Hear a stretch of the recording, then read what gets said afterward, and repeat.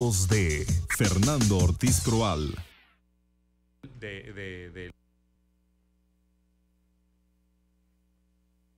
Por acá esta mañana, aquí estoy platicando con Fernando Ortiz Proal. Bienvenido, Fernando, ¿cómo estás? Que tengas un 2023 excepcional. Estimado Ángel, muy bien, muchas gracias. Igual deseándote a ti, a todo el equipo de RR, a todo el auditorio, un 2023 bendecido con salud, con amor, con prosperidad, con puras cosas buenas. No, hombre, muchas gracias. Eso sí, estoy muy molesto con Fernando porque pues viene entrando el año y ya nos está haciendo renegar. Trajo una rosca de Reyes para todo el equipo de RR Noticias. Decía mi abuelita, estás viendo y no ves, Fernando. Mi querido Ángel, con mucho cariño, con mucha gratitud, esperando la disfruten.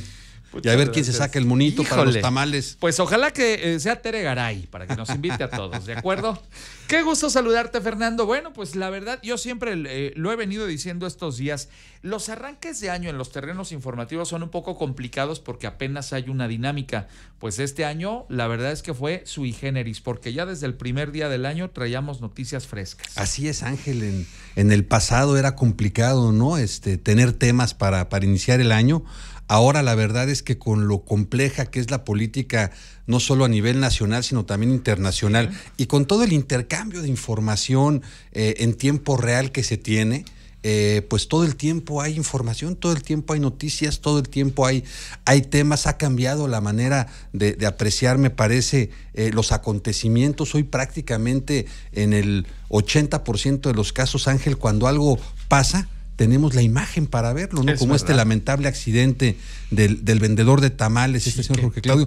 La imagen es impactante, ¿no? Y no es lo mismo que te digan que algo pasó a que veas cómo sucedió, ¿no? Claro. Cambia la perspectiva, cambian las consecuencias, incluso para bien o para mal, dependiendo de qué lado de la historia te toque estar. Sí, pero esa es la realidad de nuestro tiempo, ¿no? Ese gran Big Brother, ¿no? Que anticiparon hace algunas décadas algunos futurólogos, sí, pues hoy es una realidad, ¿no? No, sería interesante tener el dato, me parece que ya es casi imposible. ¿Cuántas cámaras hay, por ejemplo, en Querétaro? No solo las del C5, las estatales, ¿no? La gente, el particular que va, claro, y compra en un comercio sus cámaras y las instala y todo. Me parece que si tuviéramos el dato cierto, quedaríamos impactados con esa información. Tienes toda la razón. Hay pues una serie de ojos que nos están viendo todo el tiempo, y aparte el ciudadano también con los teléfonos celulares se ha convertido pues en una especie de testigo de muchos de estos eventos. En un reportero permanente. En un reportero permanente. Cuando un funcionario público quiere abusar de su poder, bueno, pues ya no es tan fácil que lo haga porque hay una evidencia ahí. Cuando una persona, inclusive otro ciudadano, intenta, pues a lo mejor es grosero con alguien más, es prepotente, etcétera, etcétera, pues ahí lo hemos visto, las ladies y los lords, claro, a la orden del día, Fernando. En el pasado, un familiar de alguien poderoso hacía valer esta relación y se volvía inmune.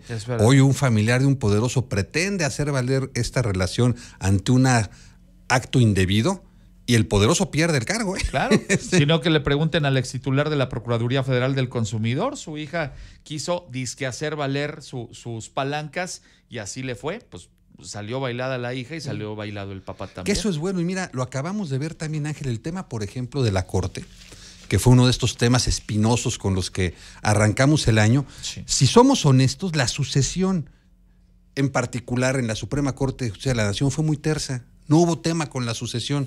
El asunto fue todo el ambiente presucesorio en la Corte, claro, y particularmente esta cuestión del plagio o no plagio de la tesis profesional hecho por la ministra Yasmín Esquivel, ¿no? Claro. Eso fue lo que calentó totalmente el ambiente.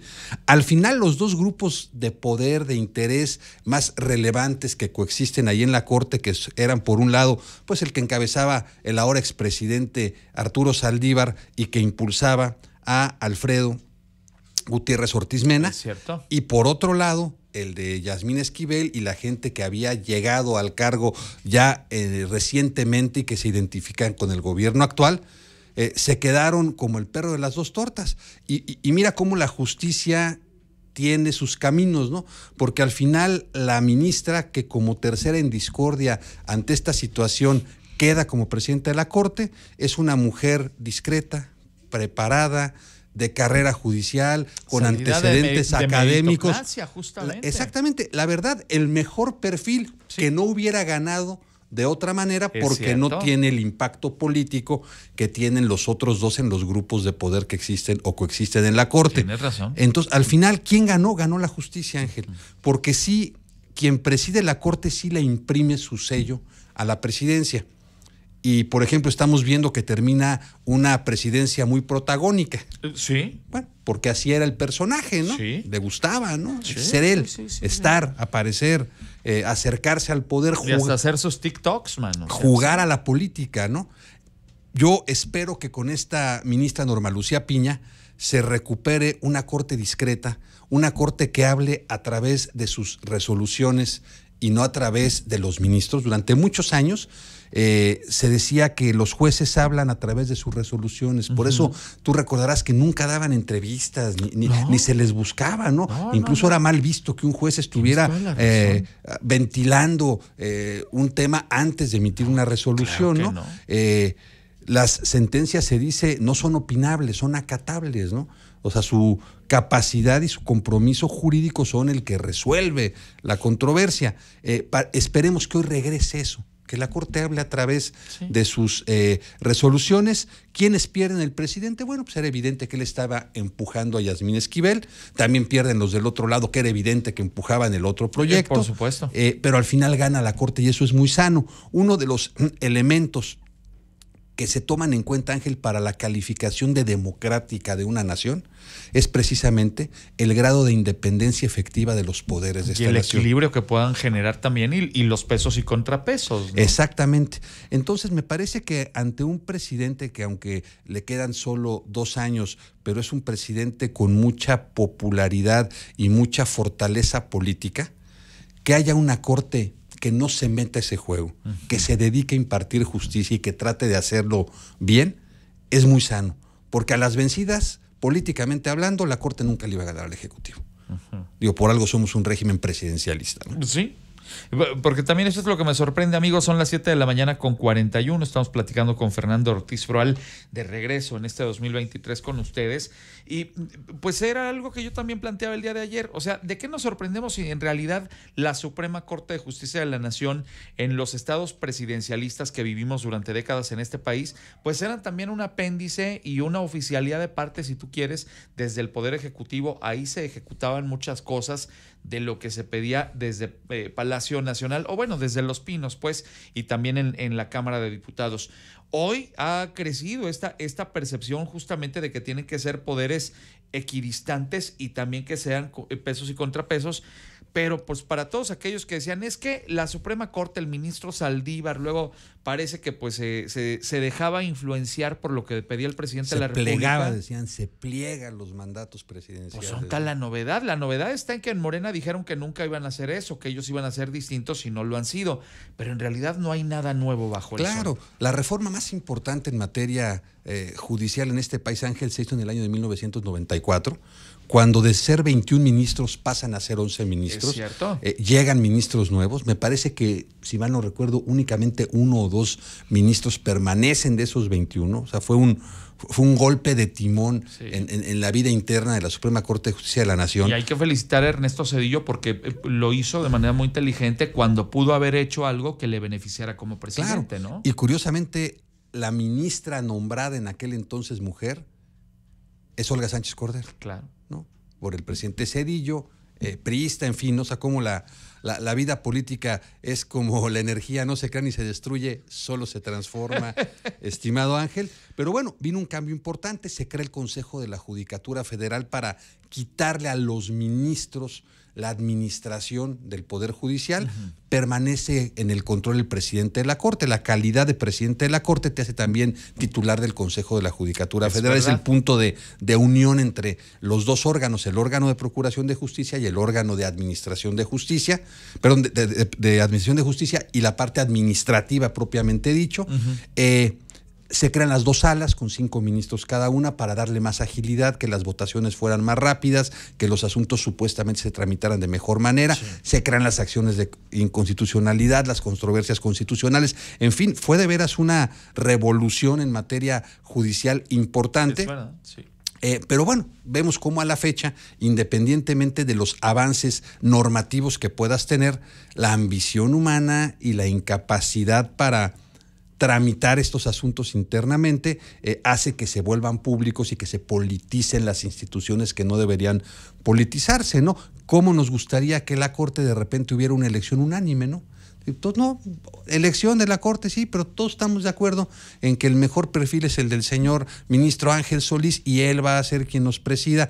No, choque de grupos. Claro. Porque lo que sí llama mucho la atención del asunto de Yasmín Esquivel es, tú imagínate, Ángel, amigos del auditorio, el nivel de intereses que se gestionan en la Suprema Corte de Justicia de la Nación para que alguien haya patrocinado, dirigido, o cuando menos tomado la molestia de investigar en este caso a la ministra Yasmín Esquivel hasta el origen de su tesis profesional. Por supuesto. Y eso nos lleva también a otro punto. Seguramente le investigaron hasta los botes de basura fuera de su casa y no le encontraron nada.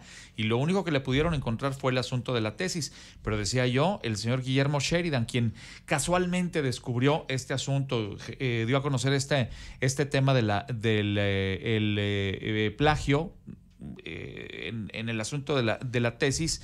¿Cuántas cientos de miles de tesis habrá en la Universidad Nacional Autónoma de México, Fernando? Y qué casualidad que se encontraron esa y no otras 20 o 30 que seguramente andarán dando la vuelta por ahí con eso y cosas peores. Claro, no, es tremendo. A mí me tocó, Ángel, yo algunos años di clases en la Facultad de Derecho de la UNAM. Sí.